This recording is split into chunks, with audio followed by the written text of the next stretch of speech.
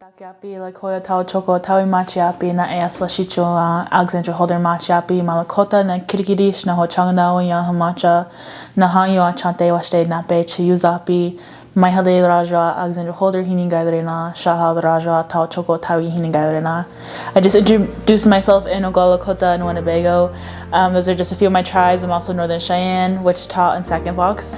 The kind of art that I will be presenting at the show will be ribbon-based artwork, so like ribbon skirts, tea dresses. I also bead, so maybe like a beaded hat. Just different things that, you know, I've learned along the way from my grandmas, my mom, and just kind of what embodies like who I am and the people that I come from. The inspiration for my art comes from the people that I'm from. So I grew up heavily based in my Lakota traditions. Also, a lot of my artwork is stuff that we make for our family members, our loved ones, our friends.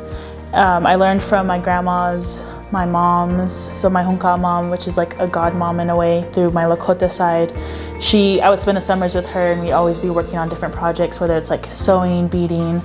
And then yeah, my grandma, she taught me a lot of my sewing growing up. She'd always made me like stuff for powwow. So what got me into like sewing and beading, when I was younger, obviously I danced for a little bit. My grandma and my mom, they made my outfits. The outfit that I was wearing at the powwow, I made that completely by myself. And that was the first time I made like an applique outfit by myself. So, you know, getting different bits and pieces from my relatives, from my moms, my grandma, relatives that tell me, like give me advice, and just doing it my own way.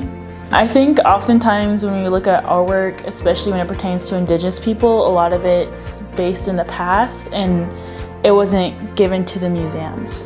And so like they go to these different places and take these artifacts and these things from Indigenous people, so it's not like we have a say in what gets presented. And now we're able to like flip the switch and kind of get to choose what we want to present there and what is authentic to us. So my friends, like for Indigenous Peoples Day, we always like make our own ribbon skirts and go take pictures in it. We have this thing, like different ceremonies if people like want something made for that and they're kind of getting into it, like I'll help them make like a tea dress or a ribbon skirt to wear.